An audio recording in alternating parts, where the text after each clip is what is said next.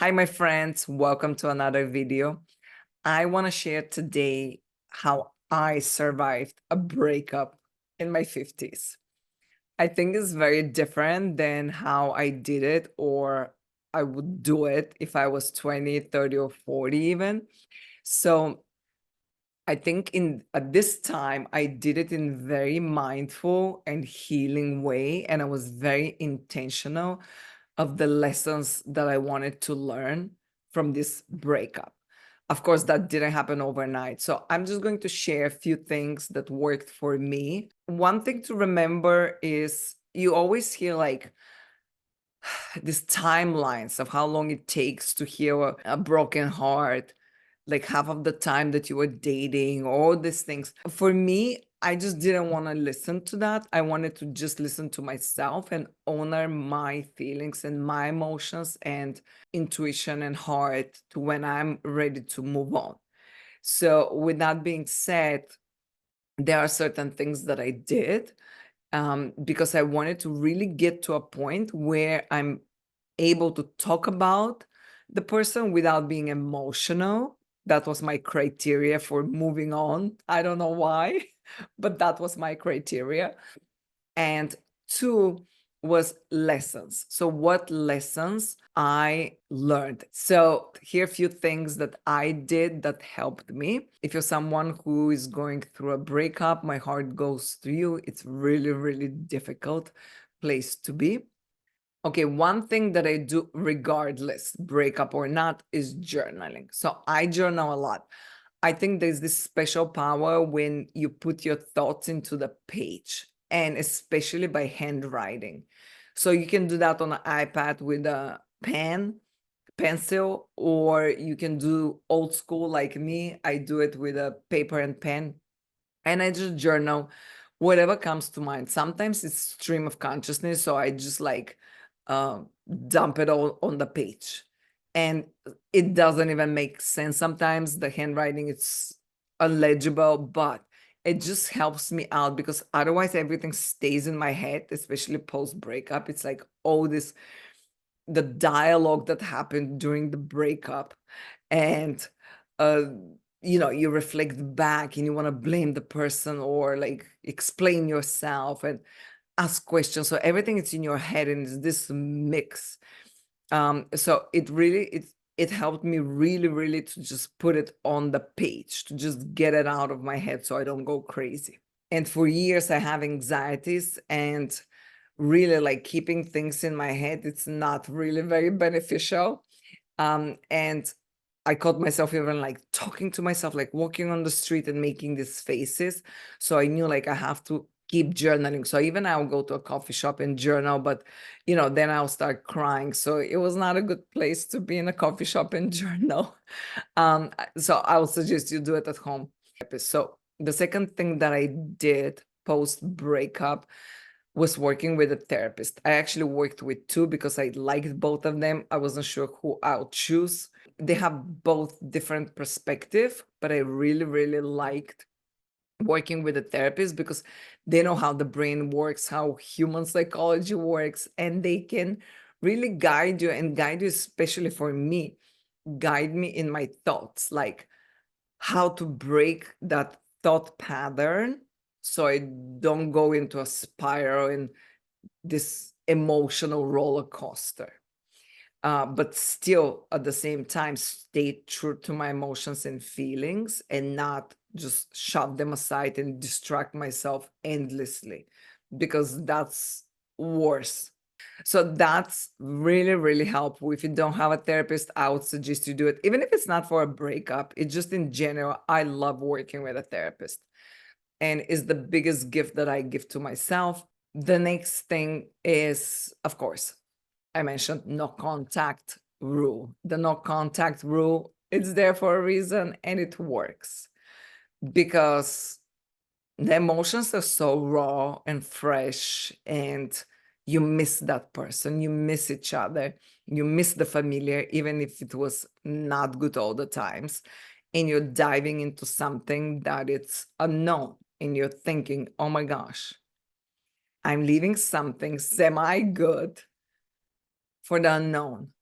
what if I never meet anyone again? What if the other person I meet, they're not even half as good? Like, you have all these questions, and the only thing you can do is have a faith, but that's hard. Like, faith on one side, fear on the other, because that's fear. The scarcity mentality, it's fear. The scarcity way of thinking, what if this was the best thing? What if there's nothing good coming up? And I went into a lot of those things and spoke to friends and journaled and did all these things, but still, it's very difficult. Having faith, it's extremely important, and it's very difficult. At moments, the fear will prevail.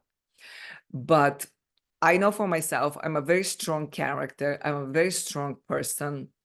I've been through a lot in my life, and I know that I can control myself when I want to. I can dictate to myself what needs to be done and do it. And I can go through hell and back if I have to do something, but I'll do it.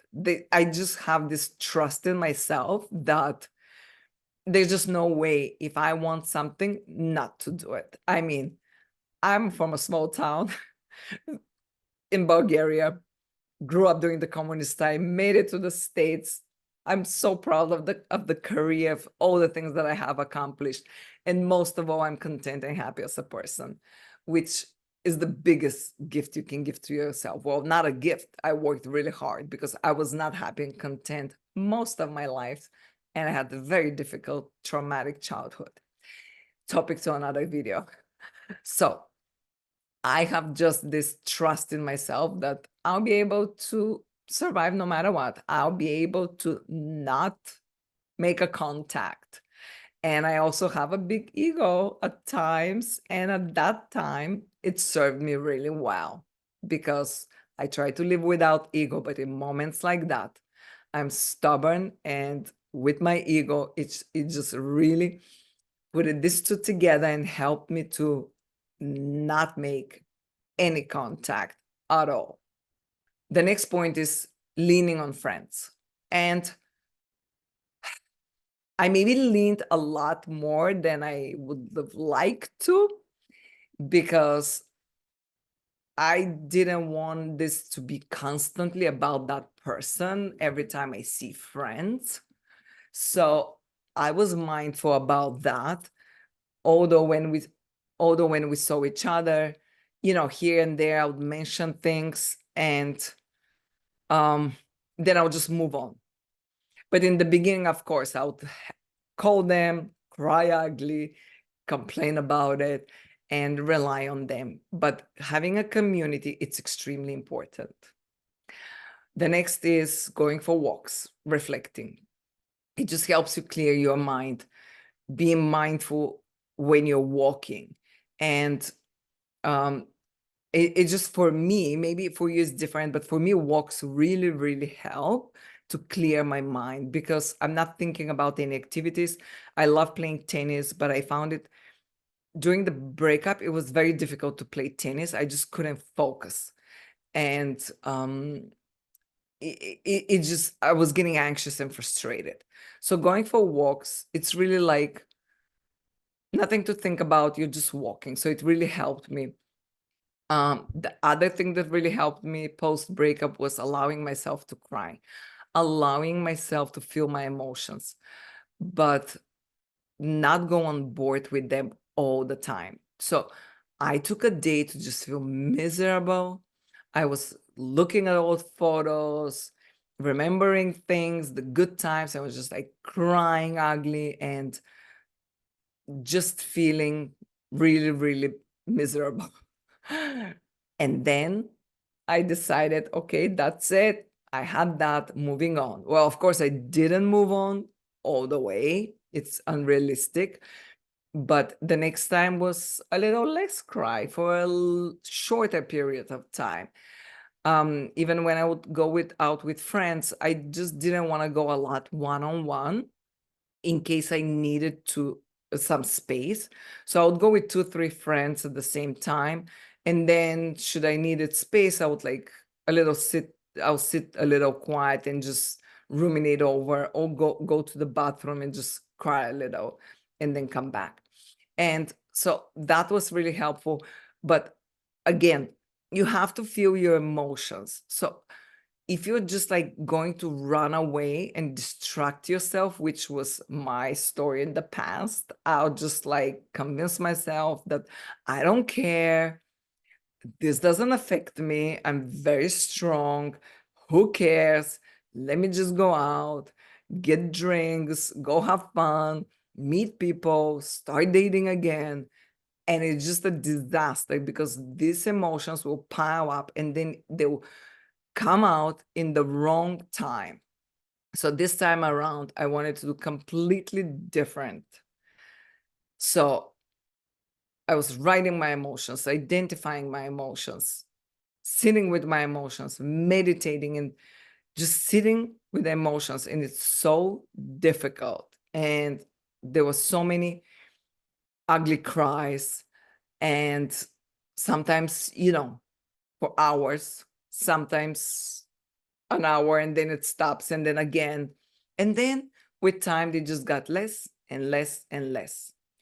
I started to go on dates, not date, but it was after the second month, I felt ready that I actually wanted to start seeing new people.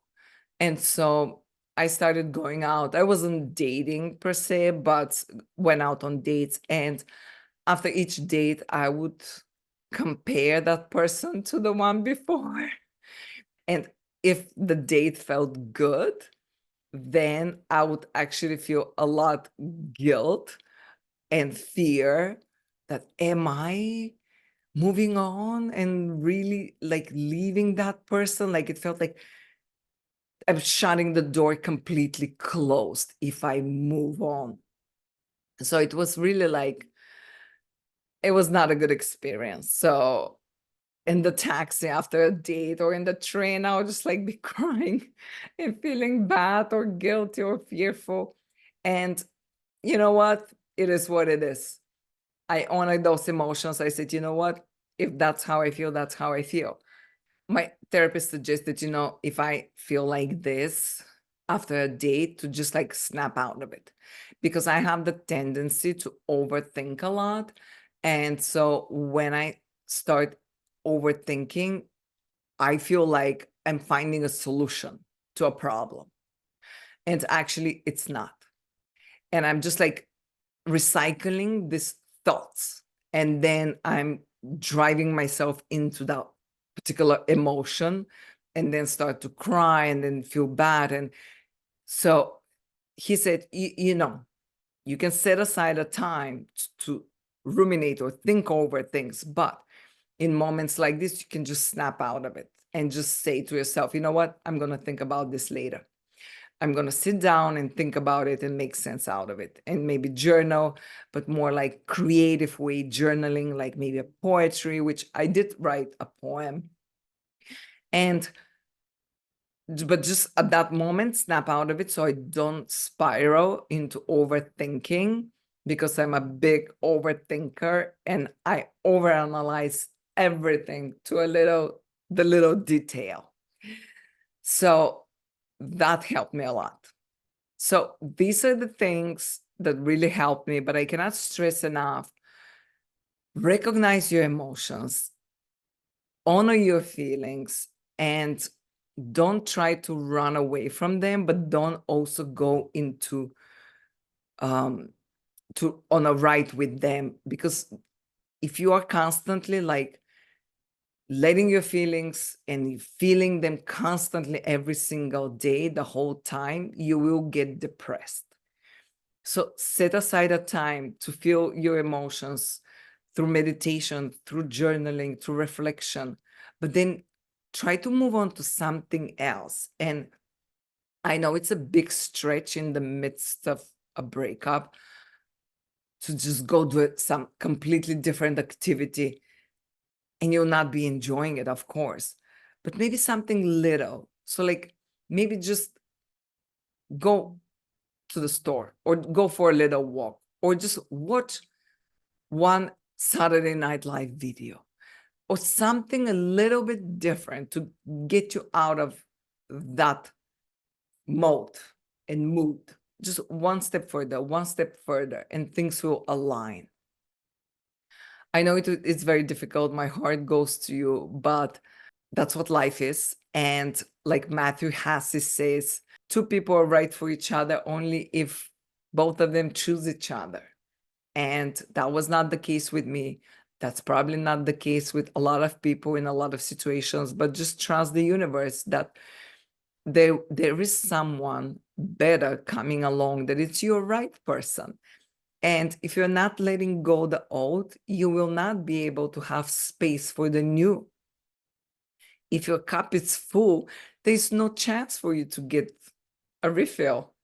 So you have to empty that cup, and then the universe will provide you with something new. And I started seeing other people 2 months after the breakup because I felt ready. I'm not telling you to do it 2 months after the breakup. We were together for 14 months with that person. But I met someone who we really clicked, and we see each other ever since. It's been 2 months. I'm excited what's in store. I'm not projecting into the future. I'm not expecting anything. I'm living without expectations, dating without expectations, but I absolutely know what I'm looking forward in the future, what I want, what excites me for the future. And if that person doesn't want that, then I know for myself I'll be ending the relationship. They are non-negotiables that we all need to have going into a relationship. And it took me many, many years to learn all that. I'm 50 now, so learn those things a little bit late in life, but better late than never. So I have no regrets. I hope this video helps you, and I'll see you next time. Bye.